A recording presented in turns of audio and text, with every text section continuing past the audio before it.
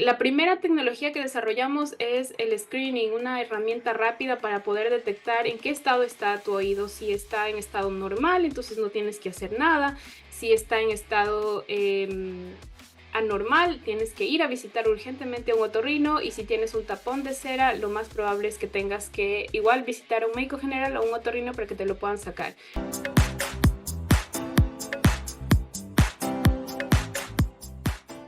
Bienvenidos a la segunda parte de nuestro podcast. Queremos recordarles que estamos hablando de Computer Vision aplicado a la medicina y específicamente en este bloque vamos a hablar sobre Large Language Models aplicados a la medicina y también Multimodal Large Language Models. Así que vamos con estos temas súper trendy el día de hoy. Y también no olviden que en la parte final vamos a hablar sobre el impacto en la parte, de hecho, no, vamos a hablar un poco sobre el desarrollo en la parte de los negocios y del emprendimiento. Va a estar súper, súper interesante.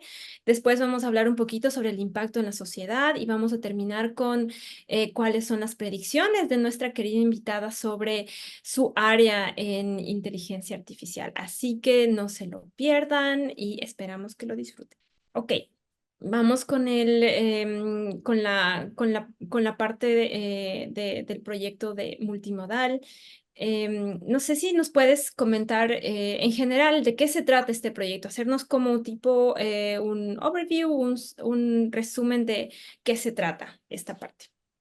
Bueno, ahora les voy a comentar un poquito sobre, en la última parte, en la parte anterior estábamos hablando de que nos dimos cuenta de que no es o necesitábamos más información, no solamente las imágenes, sino también información médica que el médico recibe o toma del paciente cuando le hace esta primera entrevista y le pide antecedentes, sintomatología, y toda esa información le ayuda al médico como ente a poder tomar una decisión. Entonces también la máquina puede hacer lo mismo, puede recibir esa información, combinarla con la otra, que es imágenes, y tomar una decisión para mejorar la precisión, para mejorar su performance, la sensibilidad, que es algo súper importante en las aplicaciones médicas. Uno puede tener una precisión muy alta, pero tener una sensibilidad baja, y no es, y esto tiene que ver con los falsos positivos, los falsos negativos en medicina.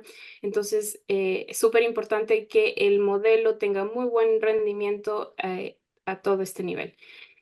Em, Ahora actualmente estoy haciendo un postdoctorado acá en California, en Estados Unidos.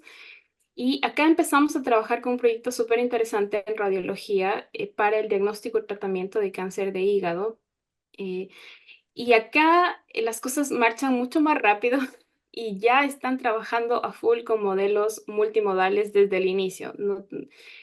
Miran imágenes, pero también miran los reportes médicos que se generan a partir de estas imágenes. Y en los reportes médicos, estos datos que son no estructurados, porque las imágenes se pueden ver como datos estructurados, son mucho más fáciles incluso de trabajar, pero en el texto contienen grandes porciones de texto, de notas médicas, donde incluyen impresiones médicas, hallazgos, dosificación. Por ejemplo, en el procedimiento de adquirir estas imágenes, el médico va relatando qué dosis de qué tanto líquido de contraste o etcétera, que le puso al paciente para poder realizar el examen. Todo eso está detallado en este reporte médico, que son grandes porciones de texto. Entonces ahí la pregunta es, ¿cómo? Por supuesto necesito las imágenes, pero también tengo mucha riqueza de información en este texto, y ahí empezamos a formular estos modelos que tienen distintos modos, pero en principio dos, ¿cierto? Las imágenes y además el texto, que a la final ambos datos tienen que ser convertidos a digital numbers para que la máquina los pueda interpretar y pueda hacer predicciones, pueda hacer detecciones. Ya no estamos hablando solamente de predecir una patología, sino ahora también de localización, es decir, a nivel de imagen, dónde está la aberrancia. Si aberrancia en español creo que está bien. eh, o esta área que el médico debe detectar, donde posiblemente haya un Nueva tumor afectada. o exacto, hay algo. Entonces, bueno, y aquí también abrimos paso a que este proceso se puede hacer con técnicas de procesamiento natural del lenguaje, pero viene un plus, o salió con ChatGPT y estos super lenguajes, estos modelos, Large Language Models, que pueden acelerar el proceso, ¿qué? 10 veces, no estoy segura. Un poco estuve comparando un procedimiento, es muy parecido a lo que se hace con el Machine Learning y el Deep Learning, las redes neuronales convolucionales. En el Machine Learning uno tiene que hacerlo paso por paso, tiene que hacer la ingeniería de características y luego el clasificador o predictor. Pero el Deep Learning acopla todo y lo hace en una sola caja y metes los datos y tienes una salida. Algo parecido pasa con las técnicas clásicas del procesamiento del lenguaje natural y los LLMs. Entonces, un poquito estábamos haciendo esta comparación para ver, y efectivamente los LLMs, con la precisión que tienen, han sido entrenados en billones de datos, aceleran mucho el proceso y puedes obtener la respuesta mucho más rápido utilizando LLMs. Y me queda, en este proceso me queda duda, las notas que ustedes utilizan, la parte del recurso de texto, son notas del doctor a mano, o sea, tuvieron que, es un proceso difícil en el que luego, no sé, tuvieron que usar como tipo Optical Character Recognition o alguna cosa así. Ya. Sí y no, dependiendo del establecimiento. En Chile sí, la mayoría de los hospitales todavía no tienen digitalización de estos sistemas electrónicos. La mayoría sí, en realidad, pero acá en Estados Unidos ya tienen un sistema implementado de conversión de texto, de voz a texto. Entonces ellos básicamente dictan y tienes conversión automática a texto y generas de manera electrónica estos reportes. Así se hacen acá, al menos en el hospital con el cual trabajo. Esa conversión es automática, ya tienen un sistema detrás. Y hay modelos, ¿no? Hay modelos que convierten de voz a texto y que están bien probados y ya están implementados como un producto comercial. Ya. Y ustedes también comentaste que desde el principio comenzaron a utilizar los multimodal, ¿no? LLMs. Entonces, ustedes iniciaron cuando esto ya empezó, o sea, cuando ya después de ChatGPT y todo el boom y toda la cuestión. Un poco de suerte, ¿ah? Como tener la tecnología ya al alcance. Es que acelera el proceso, es que es un punto súper importante eso. Este tipo de modelos viene a acelerar los procesos. Y bueno, aquí hay que tener una consideración importante, sobre todo cuando trabajas con datos médicos. No puedes trabajar con cualquier modelo. Los LLMs son cloud, ¿cierto? Son servicios cloud. Y lo que tú necesitas es interactuar con la API, tú le envías los datos, él te entrega una respuesta, pero eso no lo puedes aplicar con medicina. Entonces tienes que crear tus modelos o tienes que tener tus modelos de manera local en un servidor que esté aprobado por el IRB, donde tú puedas efectivamente trabajar ahí y los datos no se vayan a filtrar porque esos datos pertenecen a la institución y son parte del proyecto y no pueden divulgarse.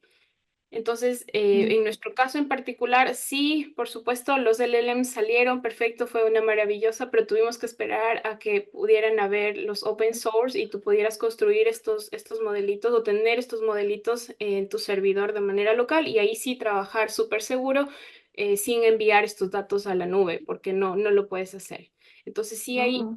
ahí hubo un periodo de transición hasta poder tener estos modelos disponibles. Y ahí empezaron las distintas comparaciones, lo que les decía, trabajar con técnicas de NLP clásicas versus trabajar con LLMs que aceleran el proceso y te pueden entregar la información segregada, los accionables o los procedimientos, los hallazgos médicos inmediatamente. Y esto entonces quiere decir que no tenían ustedes datasets como que fueran, ya estuvieran abiertos. O sea, no existía, al menos en forma de texto, que viniera de campos médicos.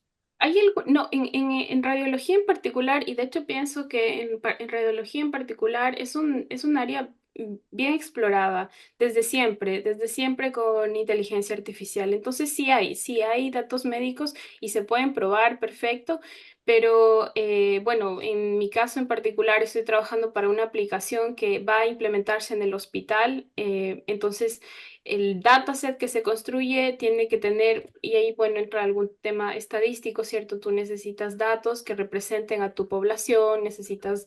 Entonces, si bien es cierto, puedes probar en bases de datos porque sí las hay, sí existen. Esas bases de datos de radiología son un poco más complejas de acceder a ellas. Por ejemplo, tú necesitas enviar un proposal para ver cómo vas a utilizar esos datos. Esos datos están anonimizados y han pasado por un proceso riguroso en donde no es posible identificar al paciente y solo así se pueden publicar o pueden estar disponibles públicamente. En nuestro caso, no, nuestra base de datos no está anonimizada, por eso tenemos máximo control y muchas restricciones, como les decía, este instituto IRB, el de revisión de comité de ética, ellos solamente te pueden, miran quiénes tienen acceso, quiénes pueden acceder a la información y la mantienen muy controlada.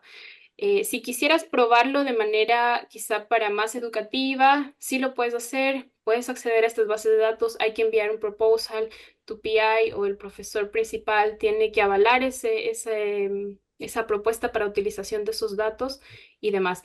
No es tan accesible como las de Computer Vision, por ejemplo, ImageNet, CocoNet, que Mm. uno puede encontrarlas y empezar a trabajar con los modelos enseguida. Las de las bases de datos médicas sí están, necesitas un proceso un poco más complejo para acceder a ellas. Pero igual están, o sea, sí se puede. Pero hablabas de tener, bueno, tenía dos dudas. Una ya la resolviste justamente para este tema médico y con estos LLMs. Yo sabía que era muy delicado poder conectarte precisamente por la delicadeza de los datos. También hay otras industrias que tienen el mismo problema y lo hacen igual de manera local. Y ya hacia mirando temas de la utilización de estos LLMs, por ejemplo, muchos de estos tienen problemas, no todos, pero sí tienen unos niveles de alucinación, ¿no es cierto? Y estos niveles de alucinación en muchas industrias no se pueden permitir. Y justamente la idea es utilizar el poder que tienen estos LLMs, pero de cierta manera utilizar otros marcos como RAG, Retrieval Augment Generation, como para poder absorber el poder de estos LLMs, entre comillas, pero al mismo tiempo darles una capa de abstracción para que se enfoquen en datos más precisos. Ahí te quiero preguntar si ustedes utilizaban algo igual. Excelente, de hecho, esa es una excelente acotación. Efectivamente, algo súper importante de los LLMs es la alucinación y en medicina, imagínate, es súper complicado. Sí, efectivamente, no utilizamos ningún software comercial, más bien lo hacemos a nivel más técnico, miramos la entropía semántica de las respuestas y comparamos, también le asignamos un nivel de confianza a la respuesta que el modelo podría entregar y de esta manera vamos evaluando efectivamente, vamos midiendo el nivel de alucinación que tiene el modelo para poder utilizar los outputs que nos entrega. Efectivamente es un tema súper complejo y de por sí mismo es un tema relevante científico a tratar, a trabajar. ¿Cómo evalúas la alucinación que tiene el modelo para poder confiar en las respuestas que te está entregando? Sí. Ok, y ahorita de hecho también tenía otra pregunta, pero para mí es un poquito nuevo justamente lo que hablas de nivel de confianza y nivel de alucinación. Es algo, un término que que nos puedes explicar de forma simple de qué se trata y cómo funciona esto de nivel de confianza y nivel de alucinación? Sí. A ver, el nivel cuando los modelos en general han sido entrenados para poder obtener o proveer una respuesta, ¿ya? Pasa lo mismo cuando tú haces la clasificación o quieres hacer una predicción, el modelo sí o sí va a entregar una respuesta, pero puede ser que esa respuesta no sea correcta y de hecho pasa, por eso se evalúa el performance del modelo y pasa exactamente lo mismo con el LLM. Te entrega una información en base a los datos con los que han sido entregados que podrían, de hecho, no podrían estar dentro de la realidad o podrían estar sesgados hacia la información que ellos recibieron durante su entrenamiento. Y el punto de medir ese nivel de alucinación que tiene el modelo es porque vamos a estar utilizando esta información que nos entrega para el proceso, en este caso de medicina, y no es posible incorporar información falsa, errónea o no sé si la palabra correcta es inventada, pero es información que el modelo produjo a partir de los datos que entrenó y donde, por ejemplo, necesariamente no la respuesta correcta no estuvo dentro de los datos de entrenamiento, entonces él provee información que no es correcta. o está, no hace parte de la realidad. Y el nivel de confianza hace referencia a, por ejemplo, cuando nosotros le preguntamos a un médico, él da un diagnóstico y al mismo tiempo, ¿qué tan bien es una medida de, pongámoslo así, del 0 al 10, de qué tan confiado se siente dando esta predicción, dando este diagnóstico? Entonces, para las personas más experimentadas, bueno, sí, estoy 100% seguro, estoy 90% seguro, 80% seguro que es un buen número. Si ya baja ese nivel de confianza, bueno, entonces necesitamos a otra persona que pueda evaluar y entonces empezamos a ver cuál es la verdad detrás de esa predicción. Algo así es parecido a lo que se le aplica al LLM, que nos pueda entregar este nivel de confianza con el que él piensa que la respuesta que acaba de dar o proveer el output es el correcto. Ya. Y el nivel de confianza, esto es eh, algo que uno le pregunta tipo prompt a un LLM, o es algo, o es una métrica construida por el ser humano. No, le puedes preguntar, pues, al momento de construirlo, bueno, así lo hemos hecho a nivel local. No lo he probado a nivel de cloud, como les digo, trabajo principalmente construyendo estos modelos que no son tan potentes, de eso quizá algo interesante a contar. Los más potentes, obviamente que hacen parte de un business, están disponibles solo para estas grandes empresas y nosotros los que han dejado disponibles en open source son con un performance un poco más bajo.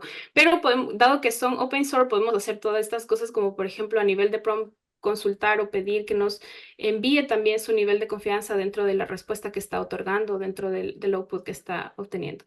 Se pueden hacer juegos con la temperatura, ustedes saben, para poder construir o para poder hacerle estas preguntas a través del prompt, si lo va a hacer un poco más preciso, si tiene más flexibilidad dependiendo del nivel de la temperatura que tú le entregas. Entonces también todos estos parámetros juegan un papel importante al momento de evaluar la respuesta que te está entregando el LLM.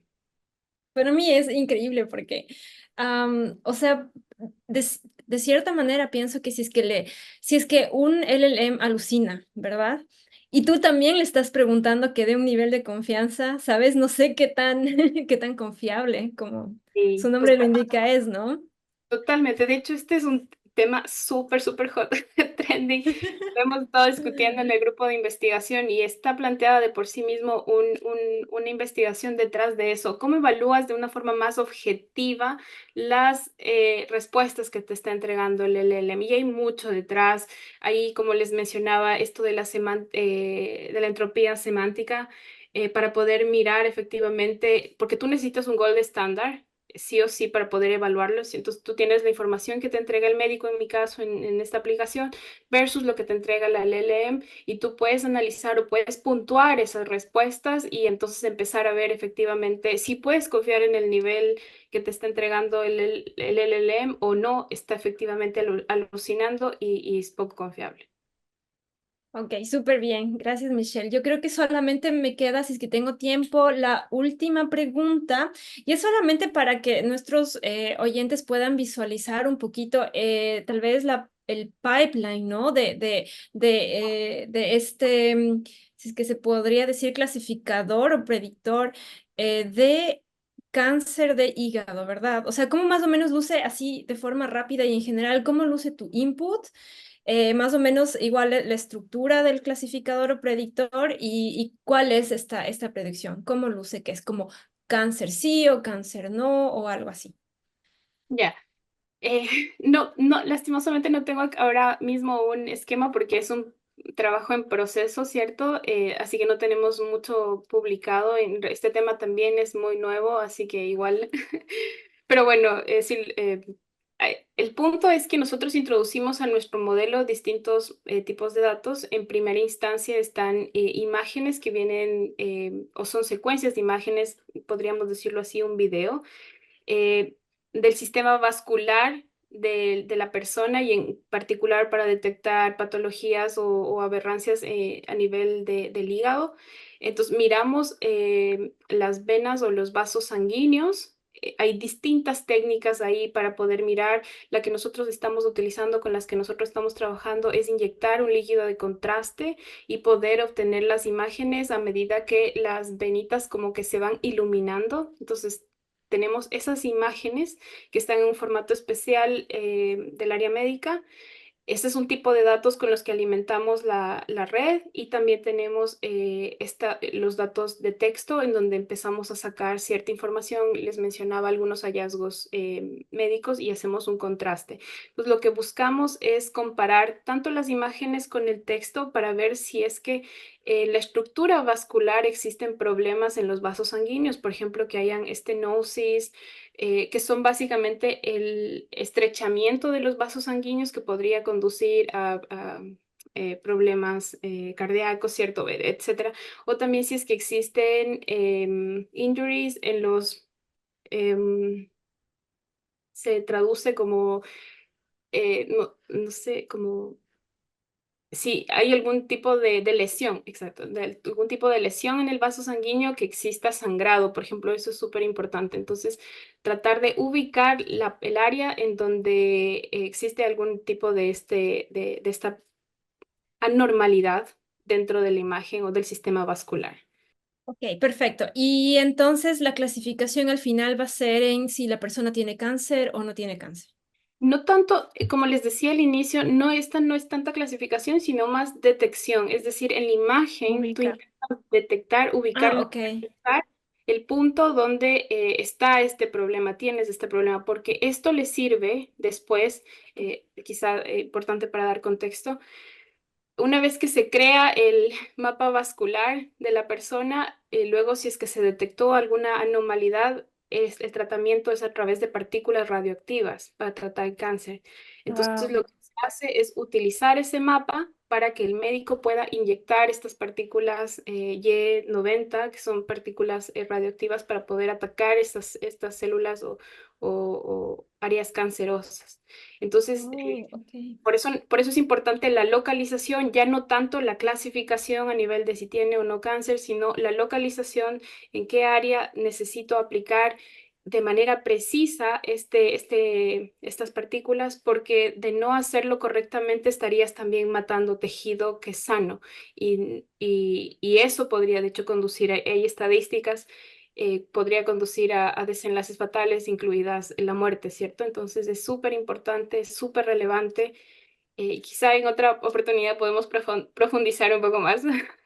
Ok, tarea de Totalmente. detección más. Entonces, ya, totalmente claro. Ok, entonces, bueno, con eso cerramos nuestra parte del proyecto y de cómo es el uso de LLMs en la parte de medicina. Y entonces, Mirianita, para abrir paso a la parte de los Vamos. negocios y emprendimiento. Claro que sí, pero me quedé todavía pensando, ¿no? En qué importante. Y creo que tiene mucho sentido lo que nos dices también, Michelle, en términos de qué es lo más valioso. O sea, al final, realmente es más controversial decir si una persona tiene o no cáncer, porque no me imagino todos los procesos de compliance que debe pasar para que un algoritmo te diga o te detecte si tienes o no cáncer.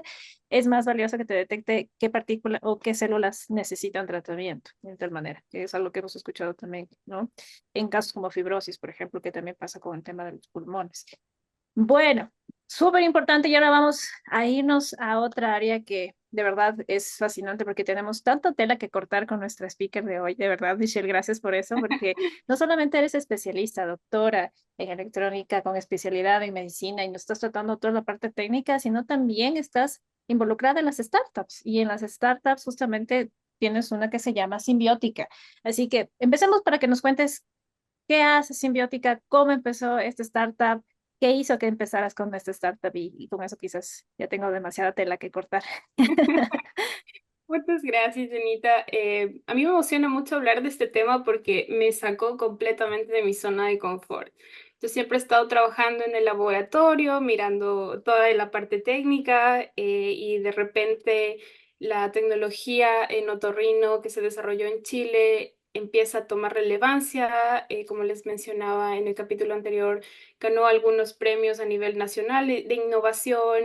También tenemos uno internacional. Empiezan a recomendarnos si la tecnología es novedosa, si lo que están proponiendo tiene mucha novelty detrás. y puede ser aplicado a nivel industrial o a nivel comercial, protejan. Es algo súper importante que yo les recomiendo a la audiencia si tienen este tipo de ideas fantásticas que han sido construidas dentro de un equipo multidisciplinario, etcétera. Protejan su idea, miren las estrategias de protección de propiedad intelectual primero.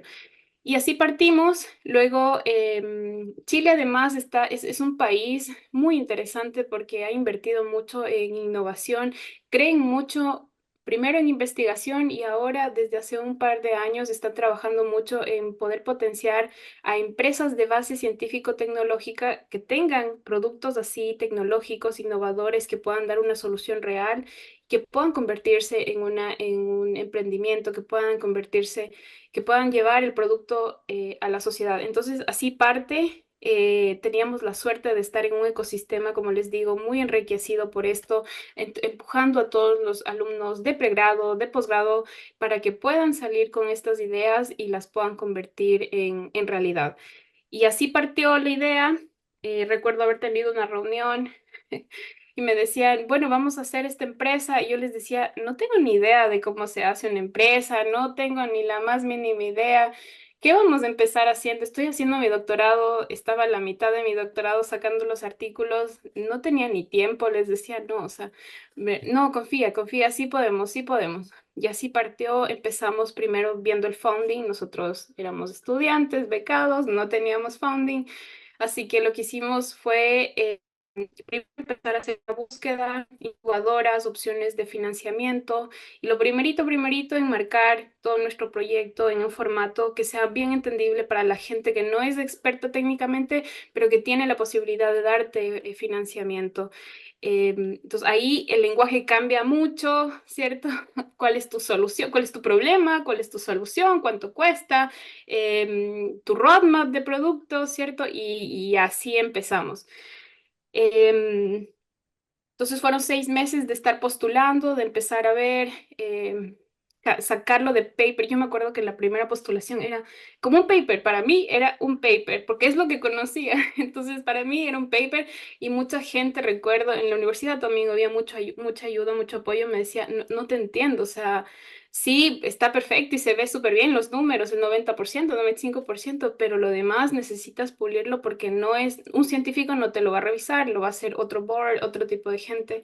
Entonces, así partió. La tecnología es muy buena, así que recibimos financiamiento prontamente. El primer año ya teníamos $150,000 para empezar la empresa. Conseguimos financiamiento, tanto financiamiento público como privado. Llevamos en una ronda presemilla cerca de $350,000. Em, Buenísimo. sí, no sé si No, hay no, algo.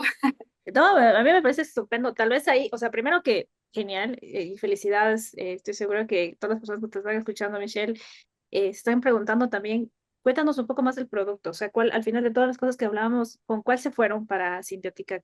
¿Cuál fue la que los inversionistas vieron y dijeron, acá le voy a poner una ficha? Sí, voy a pasar rápidamente nada más una PPT para que vean un poco la diferencia entre, incluso ahí, ¿no? Cómo uno presenta su producto. Acá hay algunos super sellos de la gente que nos ha apoyado en el camino, las dos universidades. Yo hice mi doctorado en la Universidad Técnica Federico Santa María y el médico que les comentaba al inicio es de la Universidad de Chile, maravilloso acompañamiento. Él también cruzó esta línea, también salió de su zona de confort y fue hasta el emprendimiento, así que siempre hemos estado acompañados del Maravilloso. médico experto. La primera tecnología que desarrollamos es el screening, una herramienta rápida para poder detectar en qué estado está tu oído. Si está en estado normal, entonces no tienes que hacer nada. Si está en estado anormal, tienes que ir a visitar urgentemente a un otorrino, y si tienes un tapón de cera, lo más probable es que tengas que igual visitar a un médico general o un otorrino para que te lo puedan sacar. Entonces, básicamente lo que hace este screening es que te examina oídos. Tenemos una aplicación web que también es móvil y te genera un informe rápido. Esto está en tiempo real. El diagnóstico te lo puede entregar en 2, 3 minutos máximo, dependiendo de qué tan largo fue la exploración, o sea, qué tan largo fue el video durante durante la exploración. Este sistema lo puede utilizar cualquier profesional de la salud, no necesariamente un médico, puede hacerlo una enfermera o en realidad cualquier profesional, incluso farmacia. De hecho, está pensado para que esté instalado como en un servicio de farmacia, en donde si tú te sientes incómodo tu oído, no estás escuchando bien o algo está pasando y quieres salir de las dudas, bueno, te vas, te exploran el oído, el procedimiento completo dura alrededor de 5 minutos y en 2 minutos más puedes obtener tu resultado. Si el oído es normal, anormal o tienes tapón de cera, que es lo más común que puedes encontrar en los oídos. Después tenemos el sistema de teleexaminación, telemedicina, perdón, o teleconsulta asistida. Este es el más grande, este se llama Otto. Aquí sí que lo que hace es poder conectar al médico general o al médico que te está atendiendo y que quizá no puede, recuerdan que decíamos que no podría darte esta diagnóstico rápido, ya sea porque es un médico general y necesita entrenamiento en la especialidad o porque es un médico otorrino que recién empieza.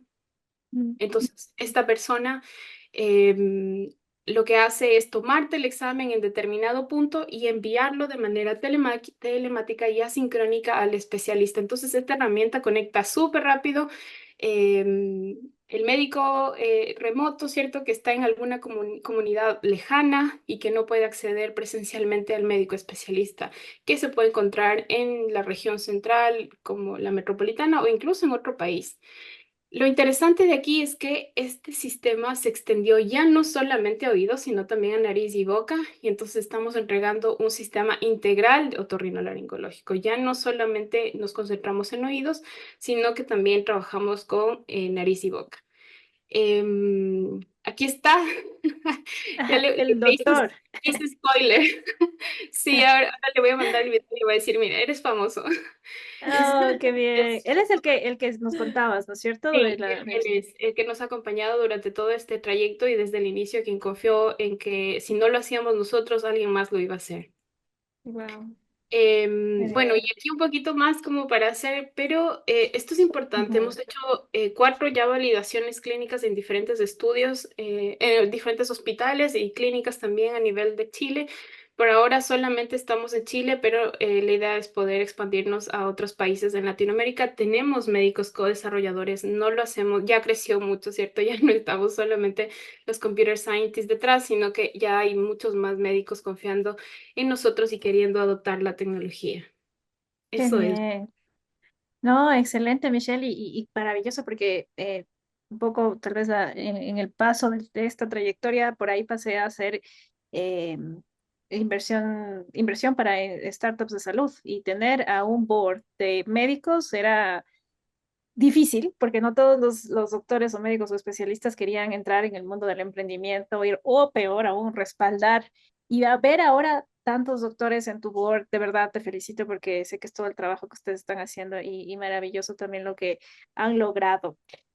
Voy a entrar un Gracias. poquito hacia la parte también de la academia, porque creo que mucha gente que nos está observando el día de hoy también está también haciendo quizás su doctorado. Entonces, solamente como para ir finalizando este bloque y también darle paso antes de que finalice las preguntas de Evi, cuéntame cuál ha sido el mayor desafío de pasar o de estar en esta doble dualidad, haciendo tu postdoctorado, la startup. Entiendo que ya nos contaste de algunos otros, pero ¿qué hace?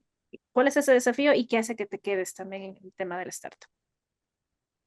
Ya, es una maravillosa pregunta porque en verdad uno estando como haciendo investigación piensa que la tecnología debe estar de cierta forma, que hay ciertas características que importan, pero ya cuando empezamos el proceso de convertir esta tecnología a un producto, entonces se involucra estos términos, por ejemplo, el usuario final, el cliente final, qué es lo que quiere el usuario y empiezas a modelar las necesidades de este usuario y yo al menos no tenía ni la más mínima idea. Es más, recuerdo que la primera vez que propuse una aplicación donde el médico ya lo podría utilizar como producto final o el MVP, grafiqué unas cosas súper cuadradas, súper feas, porque no tenía experiencia en esto y yo no sabía que necesitaba, por ejemplo, a una diseñadora UX o este súper no lo había considerado nunca y fue un power up cuando pudimos integrar a una persona así,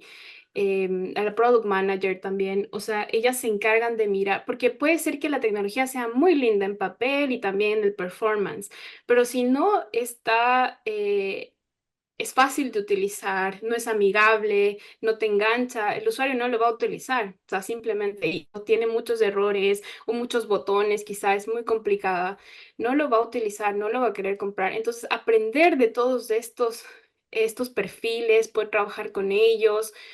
Muchas veces la tecnología tuvo que reinventarse, o sea, la esencia está detrás, la esencia es Amira, que de hecho por ahí Evelyn lo mencionaba al principio cuando me introducía. Amira es lo que se desarrolló en el laboratorio, lo que se creó en el laboratorio las métricas que tiene, pero ya Tami y Otto, esos ya ya evolucionaron, a partir de Amira evolucionaron y incluyen todos estos conceptos, y fue increíble ver todo eso, muy desafiante también, el lenguaje que utilizan ellos versus lo que nosotros hacemos, cómo hacemos que entiendan estos perfiles, todo lo que se está haciendo detrás, las características. Eso fue increíble. Teníamos, de hecho, una propuesta fue tener sesiones entre todos para que, claro, uno por uno empiece a compartir su experiencia, la terminología. A ver, vamos a utilizar este término para referirnos a esto y esto y ahí, en cambio, también entran las personas de ventas que a veces vendían cosas que desarrollo decía, no lo puedo sacar, o sea, no lo puedo sacar, o al menos no lo puedo sacar de aquí a un mes. Dame 6 meses para poder sacar esa característica que el usuario nos está pidiendo. Entonces, eso ha sido desafiante, precioso. He conocido a mucha gente maravillosa, muy brillante, que yo estaba muy cuadrada, o sea, en mi mundo, sacando los artículos, y después conocer de todo esto ha sido desafiante y precioso, y por eso me quedo, porque em, no solamente toda la retribución que uno puede darle a través de la tecnología, generar algo que sirva, que ayude, pero también conocer a estos otros perfiles, poder eh, integrar esta multidisciplina, ha sido maravilloso. No, y te escucho y resuena mucho con lo que creo que tanto Evi, Wendy y yo pensamos y también por lo que estamos acá vinculados. Sé que nos estamos quedando cortos de tiempo y viene el bloque de ética, sociedad, pero no sé, Evi, también te quiero dar paso a tus preguntas en este bloque si tienes alguna. Sí, también tal vez solamente si es que pausamos un poquito y tal vez de forma rápida en la parte del impacto en la sociedad, porque, o sea, bueno, claro, ya nos ha quedado, ¿no? Todo el impacto positivo que puede tener la aplicación de estas tecnologías y los productos que ha desarrollado Michelle. Entonces, tal vez una pregunta un poco clave para mí es, ¿qué peligros ves en la aplicación o si ves algún tipo de peligro en la aplicación de inteligencia artificial en tus proyectos, en lo que nos has presentado hoy? Como que puede ser alguna alerta o algo que hay que tener cuidado.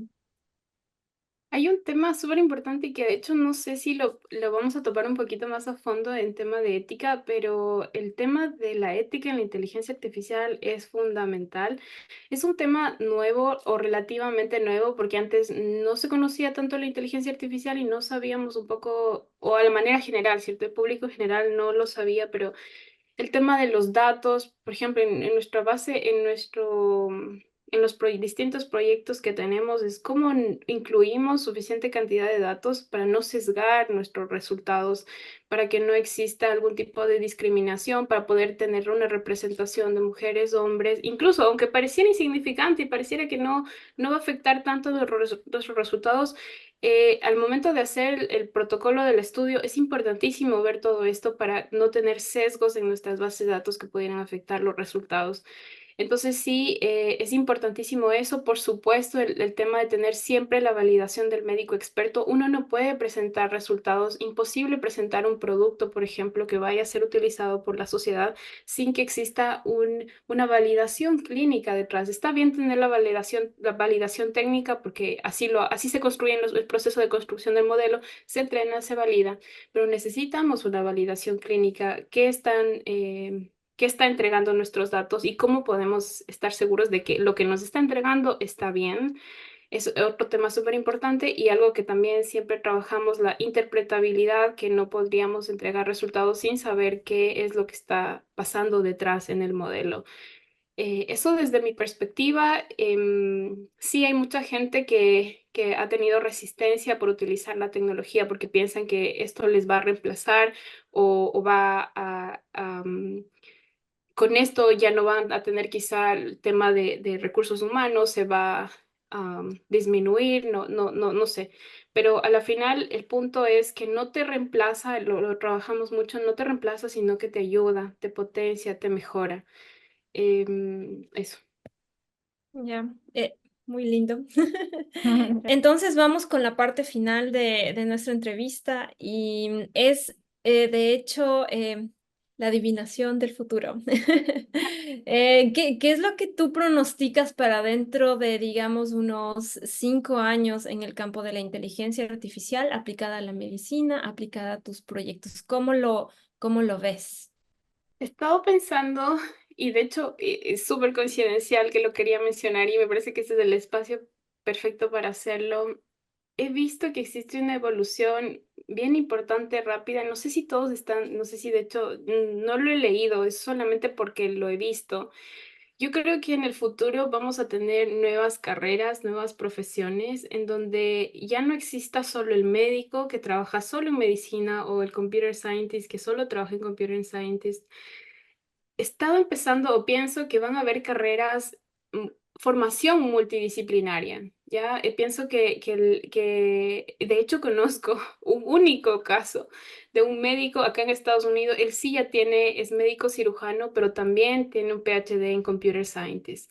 Entonces, me parece que a futuro, justamente por el rol tan importante que tiene la inteligencia artificial ahora, ya vamos a tener profesionales que han sido formados en una multidisciplinaridad. Entonces, me parece que todos tenemos que estar en eso, no nos podemos quedar atrás, tenemos que seguir formándonos, no hay que tenerle miedo a la inteligencia artificial, al contrario, verle como un aliado porque yo pienso que por allá va, así que es súper importante. Yo respecto al área en sí, vamos a ver una mejoría impresionante en cuanto a qué tan rápido podemos tratar, ojalá, las enfermedades que se necesitan diagnosticar a tiempo y ya no en un estado muy avanzado. Espero que se pueda desarrollar tecnología justamente que le ayude a la persona o al médico a poder detectar con antelación, con suficiente tiempo para poder hacer un tratamiento anticipado. Y ojalá irnos a herramientas que sean preventivas en vez de correctivas, es decir, poder prevenir este tipo de enfermedades apoyados en la inteligencia artificial.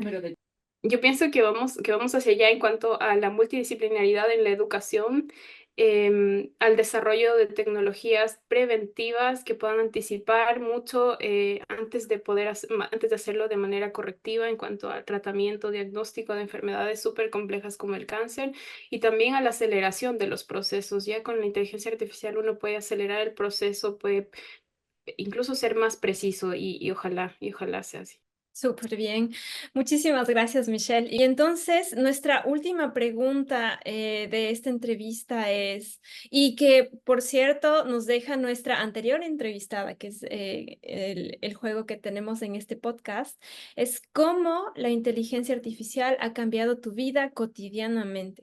No en tus proyectos específicos aplicados a medicina, pero no sé, en tu vida diaria. Bueno, de hecho, si pueden observar, este fondo ha sido creado con inteligencia artificial, es único, no, nadie más lo tiene. Metí un prompt de poder generar imágenes minimalistas, inteligencia artificial, electrónica, así que utilizo yo la inteligencia artificial día con día para todo, en verdad. Trato de, como les decía, de poder optimizar tiempos o ser incluso creativa. No soy muy creativa, pero la verdad es que me gusta jugar mucho con estos modelos que convierten texto a imágenes, ¿cierto? Así que lo hago mucho.